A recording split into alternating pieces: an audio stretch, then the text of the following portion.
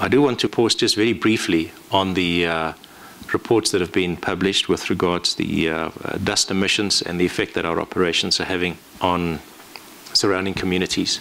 I've expressed my personal disappointment in the fact that the Benchmark Foundation did not consult us prior to the publication of their report. We seem to have a similar objective, but somehow we're unable to find each other, and in collaborating, both with regards to resources and also sharing information.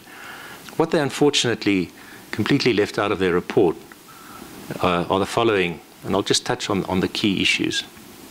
Point number one is, in the 1940s, the Chamber of Mines gave guidance as to where communities should be, or where residential development ought to take place.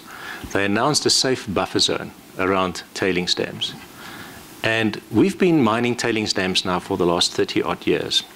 And every single one that we mine, there's a whole lot of overburden, vegetation, oversize, etc., that need to be moved before we can actually get to the juicy bit of the tailings dam. So tailings dams have been rehabilitated in and around Johannesburg for as long as they've been around, at least as long as modern rehabilitation standards have applied. However, most of these tailings dams, which existed prior to the 1940s and were simply just getting bigger beyond that point, were rehabilitated to a standard that was quite obviously adequate at the time when the buffer zones were being observed. But now the buffer zones have been infringed, both by previous government, who between 1950 and 1994 took the number of families, for example, that lived in close proximity to our dumps within the proclaimed buffer zone, or the recommended buffer zone, from there were fewer than 300 families in the 1950s living around these tailings dams, where we were depositing the main ones, to upward of 90,000 families.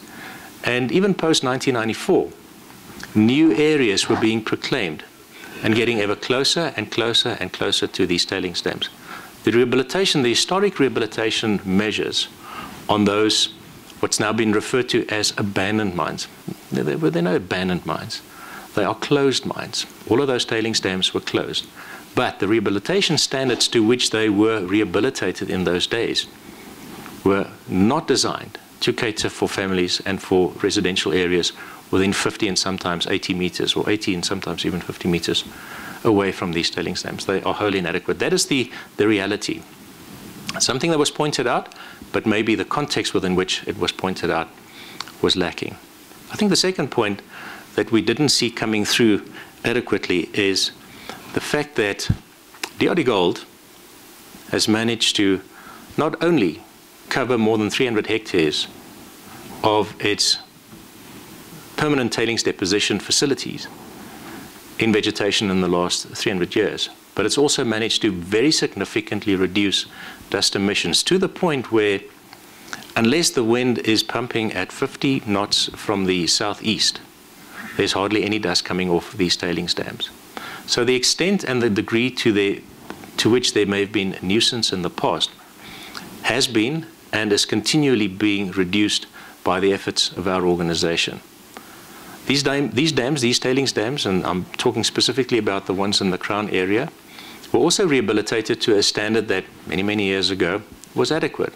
It became quite clear that those standards were inadequate, and as a consequence, I remember the first capital vote that Henry Goos brought to me in 2007, 16 million rand to upgrade the vegetation around those dams. And there has been consistent work on an ongoing basis, to the point where on some of these areas, especially if you're driving in from the south, and they're beautifully framed by that flyover right next to Soweto, to the south of Soweto, you see, and unless it's been burned down since yesterday, and so many of these slopes are being burned down for no apparent reason, you could see something that resembles a pasture. It is a 100% covered area of vegetation on the southern and the western slope of those tailings dams, and that happens on an ongoing basis.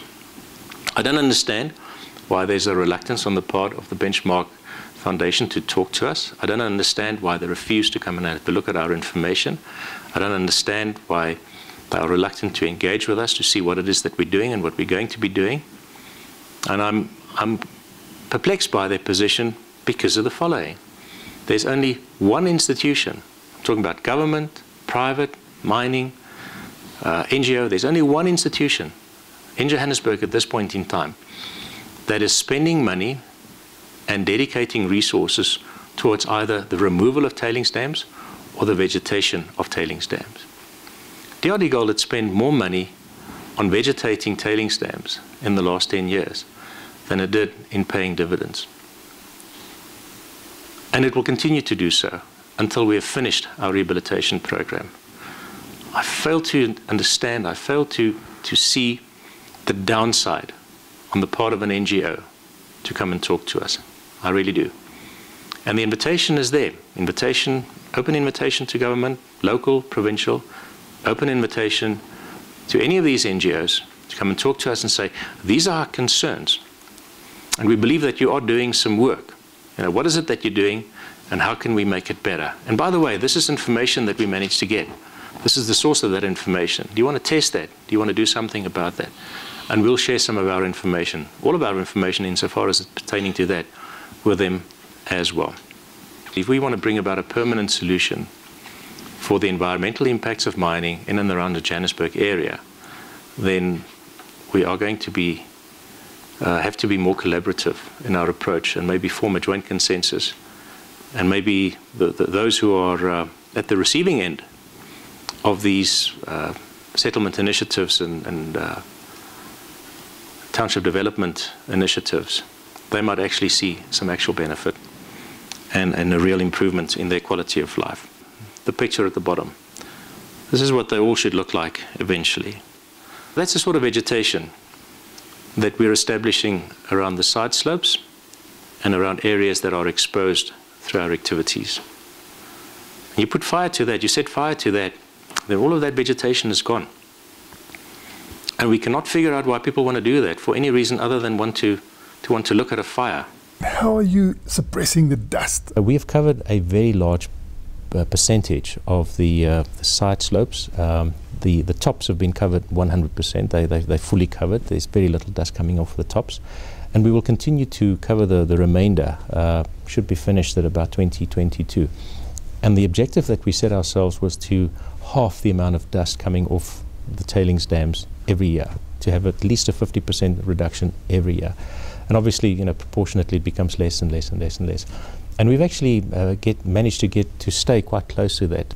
We have 97 monitoring points in and around the Johannesburg area where we actually monitor and measure the amount of dust that finds its way into the surrounding communities. And this year, there were, of all the measurements that we took, and it was more than 1,400, I think, less than 1%, 0.8% of those measurements, we saw an exceedance of the what's considered to be an acceptable level, not just for industrial but for residential purposes.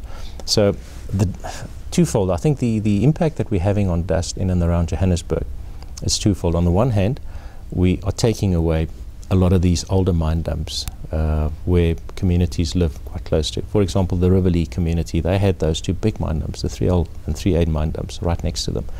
Those have been removed completely. There's a bit of overburden that's in the process of being trucked away. And for looking at the prevailing wind direction, that was a big source of dust for that community. Those dumps are both gone. Over and above that, over and above the removal, there's the vegetation process that is turning out to be very successful. We have two frustrations, though, with the vegetation process. The one is, apparently it's fun to burn these things down. You know, people go and they set fire to vegetation that costs hundreds of thousands of rand per hectare to establish for no other reason than to look at a fire. Or maybe to, I don't know, maybe there's a more sinister motive, I've got no idea. It just destroys that vegetation, and it also destroys the irrigation that we have, that we need in order to keep it wet, to irrigate the vegetation. After about 3 years, you no longer need the irrigation. But if it gets burned down within the first 3 years, then it's so much more money that we've got to spend, which then slows down the rest of the vegetation process. We did manage to do 35 hectares this year on the Crown tailings. We did 34 hectares last year, and this process will continue until all of those slopes have been vegetated.